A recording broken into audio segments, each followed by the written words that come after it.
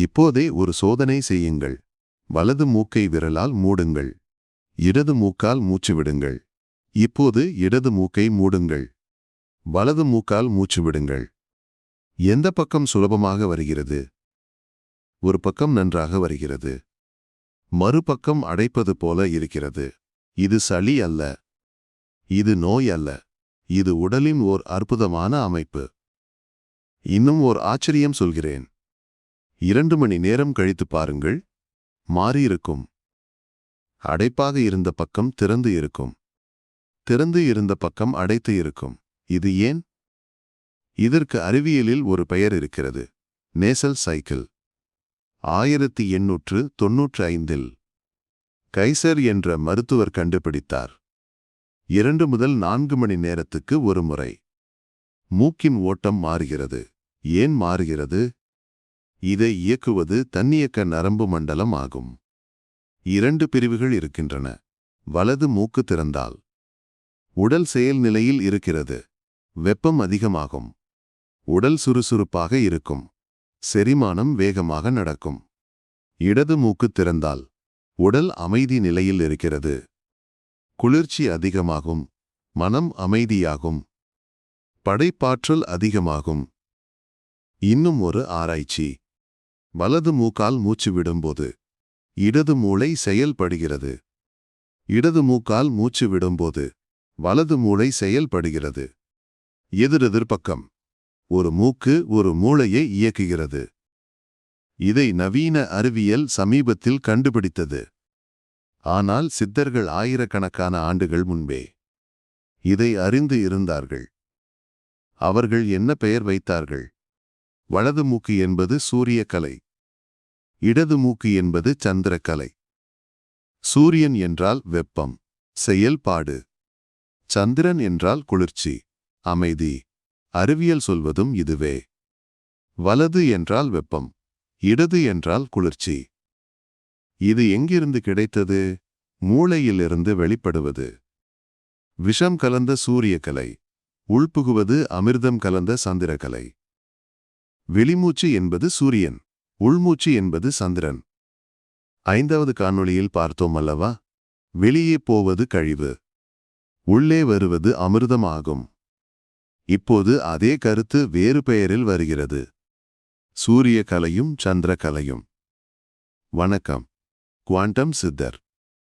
கடந்த காணொளியில் முருகன் சிலையின் ஒவ்வொரு சின்னத்தையும் பிரித்தோம். மயில் என்றால் வாசி, பாம்பு என்றால் குண்டலினி, வேல் என்றால் ஆற்றலின் திசை, ஆறுமுகம் என்றால் 6 புலன் அடக்கம். ஆனால் ஒரு பெரிய கேள்வியை அப்படியே விட்டோம். வள்ளி யார்? தெய்வயானை யார்? ஏன் 2 மனைவிகள்? இன்று அதற்கு விடை தருகிறோம். சித்தர் பாடல் ஆதாரம் உண்டு. அறிவியல் ஒப்பீடும் உண்டு. சுப்பிரமணியர் ஞானக் கோவையில் ஒரு முக்கியமான குறிப்பு வருகிறது. போட்டுகிறேன் ரவிமதியை காண்பதற்கு.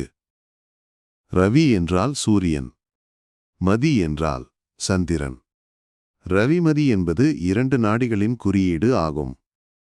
இப்போதுதான் பார்த்தோம். வலது மூக்கு என்பது சூரியன், அதாவது ரவி. இடது மூக்கு என்பது சந்திரன், அதாவது மதி. சுப்பிரமணியர் இந்த 2ஐயும் ரவிமதி என்று குறியீட்டு சொல்லால் குறிக்கிறார். பூட்டுகிறேன் என்ன?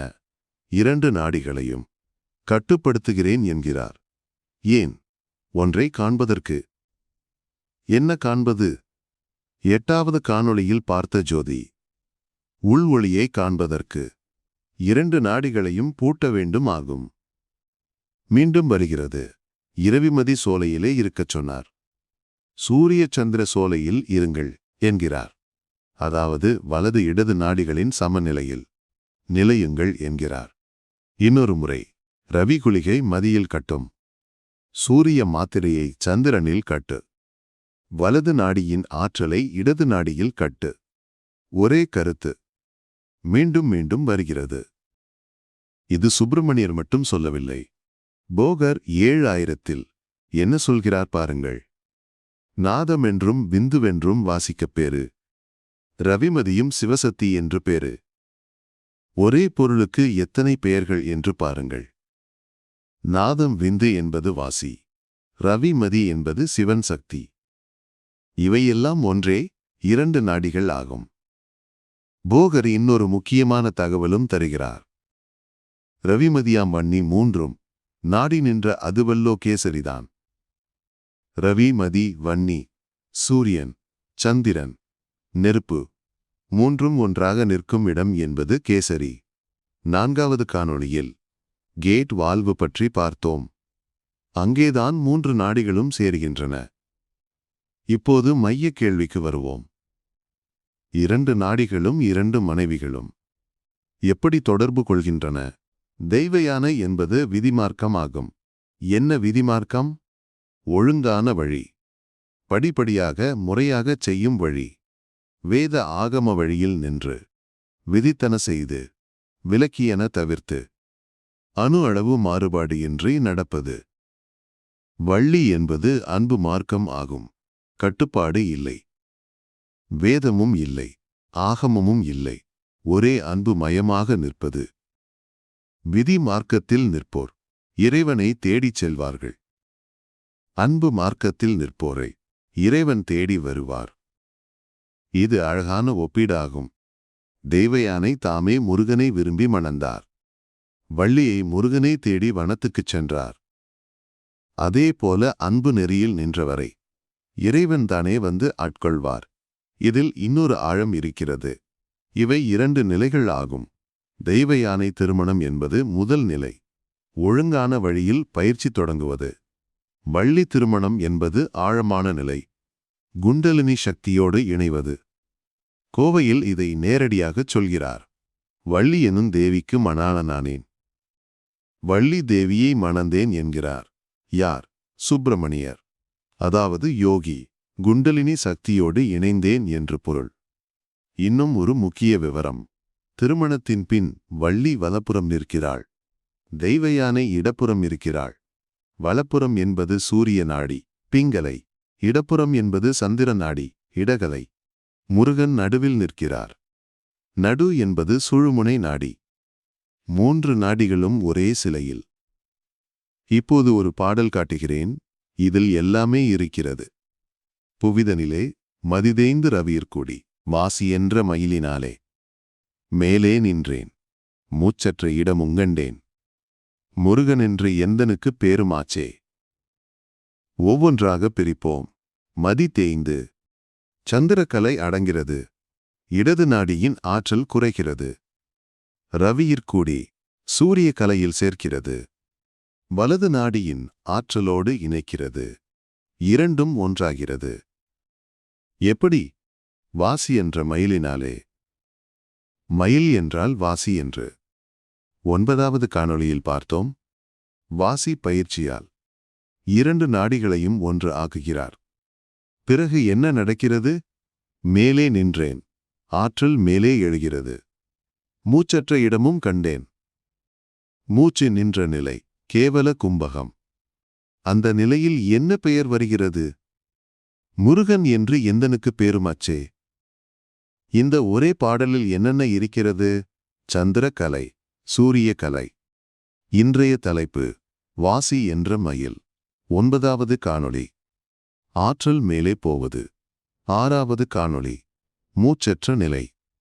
3வது காணொளி முருகன் என்ற பெயர். 9வது காணொளி ஒரே பாடல், 6 படிகள், 10 காணொளிகளின் சாரம் ஆகும். 2 நாடிகளும் ஒன்று சேரும்போது என்ன நடக்கிறது? போகர் சொல்கிறார், ரவிமதியும் வன்னி கூடி கலந்து நின்ற இடமல்லோ கேசரிதான் காணே. சூரியனும் சந்திரனும் சேரும்போது 3வது ஒன்று உதிக்கிறது. வன்னி, நெருப்பு, அக்னி கலை. குண்டலினி சக்தியின் தன்மை என்ன? காகபுஜண்டர் சொல்கிறார், கனல் என்ற மூல கனல் அனல் மேலேறி. கனல், நெருப்பு மேலே எழுகிறது. போகர் சொல்கிறார், வன்னியை எழுப்பி. வன்னி என்றாலும் நெருப்பே. காகபுஜண்டர் மீண்டும், தீ என்றால் மூலகனல் உச்சிவாசல். தீண்டிவிட்டு மேலேறிர் தீபசோதி. கனல், வன்னி, தீ தீபசோதி. எல்லாம் ஒரே வார்த்தை, நெருப்பு. குளிர்ந்த உடல் என்றால் என்ன? பிணம். உயிர் உள்ள இடத்தில் நெருப்பு இருக்கும். அக்னிகலை உதிக்கும்போது என்ன நடக்கிறது? காரிருள் நீங்குகிறது. பல வர்ணங்கள் தெரிகின்றன. பிறகு பேரொளி உண்டாகிறது. என்ன இது? 8வது காணொளியில் பார்த்த ஜோதி. ஜோதி என்பது தனியாக வரவில்லை. 2 நாடிகளும் ஒன்று சேரும் போதுதான் ஒளி உதிக்கிறது. இதுதான் 7வது காணொளியில் பார்த்த நாதமும் ஆகும். 3 நாடிகள் ஒரே இடத்தில் சேருகின்றன. அதை திரிவேணி என்கிறார்கள். கங்கை யமுனை சரஸ்வதி சேரும் இடம் போல உடலில் இடை பிங்களை சுழுமுனை சேரும் இடமாகும். இன்னும் ஒரு அழகான தகவல் இருக்கிறது. ஹடயோகம் என்ற சொல்லை கேட்டிருப்பீர்கள். ஹ என்றால் சூரியன், டு என்றால் சந்திரன். ஹடயோகம் என்றால் சூரிய சந்திர சேர்க்கை. அதாவது 2 நாடிகளையும் இணைக்கும் பயிற்சி. இது வேறு எங்கோ இருந்து வந்தது அல்ல. இதுவே நாம் 10 காணொளிகளில் பேசிக்கொண்டு இருப்பது ஆகும். சரி, இப்போது மீண்டும் ஒரு சோதனை செய்யுங்கள். காணொளியின் தொடக்கத்தில் எந்த பக்கம் மூச்சு வந்தது? நினைவு இருக்கிறதா? இப்போது மீண்டும் பாருங்கள். வலது மூக்கை மூடுங்கள். இடதால் மூச்சு விடுங்கள். மாறி இருக்கிறதா? மாறி இருந்தால் உங்கள் உடலின் நேசல் சைக்கிள் செயல்படுகிறது. சூரிய கலையும் சந்திர கலையும் மாறி மாறி ஓடுகின்றன. இதை சித்தர்கள் ஆயிரக்கணக்கான ஆண்டுகள் முன்பே புரிந்து வைத்து இருந்தார்கள். அதை முருகன் சிலையில் 2 மனைவிகளாக வடித்தார்கள். இப்போது முழுவரை படத்தையும் பாருங்கள். ஒரே ஒரு சிலை. மயில் என்றால் வாசி, மூச்சு பயிற்சி. பாம்பு, அதாவது குண்டலினி, மூலாதாரத்தில் உறங்கும் ஆற்றல். வேல் என்பது ஆற்றலின் திசை. கீழிருந்து மேலே 6 முகம், அதாவது 6 புலன் அடக்கம். சூரசங்காரம் என்றால் உள் சுத்தம். சேனாதிபதி என்பது நாடிகளின் தளபதி, வள்ளி, அதாவது சூரிய நாடி. அன்பு மார்க்கம். தெய்வ யானை என்றால் சந்திர நாடி, விதி மார்க்கம். 10 காணொளிகள், ஒவ்வொன்றிலும் ஒரு துண்டு. அனைத்தும் சேர்ந்தால் ஒரே சிலையாகும். மயிலின் மேல் அமர்ந்து, பாம்பை ஏந்தி, வேலை பிடித்து, 6 முகத்தோடு 2 தேவியரோடு நிற்கும் முருகன். அது யோகத்தின் முழு படமாகும். கோவிலுக்கு போகும்போது இனி வேறு பார்வையில் பார்ப்பீர்கள். இது தகவல் மட்டுமே, பயிற்சி அல்ல. ஒரு முக்கியமான எச்சரிக்கை. யாராவது வாசி யோகம் கற்றுத்தருகிறேன் என்றால் 1 கேளுங்கள். வாசி என்றால் என்ன? வா என்றால் உள்மூச்சு, சி என்றால் வெளிமூச்சு. வாசி என்பது மூச்சு பயிற்சி. சுப்பிரமணியர் ஞானக்கோவையில் 9 இடங்களில் வாசி என்ற சொல் வருகிறது. ஒவ்வொரு இடத்திலும் மூச்சு பயிற்சி என்ற பொருளில் வருகிறது. வாசி என்ற குதிரை ஏறி, வாசி என்ற வடிவேலை வாங்கிக் கொண்டேன். வாசி என்ற மயில் மீதில் அணைந்து நில்லு. இந்த காணொளி பயன் உள்ளதாக இருந்தால் சப்ஸ்கிரைப் செய்யுங்கள், ஷேர் செய்யுங்கள். குவாண்டம் சித்தர்.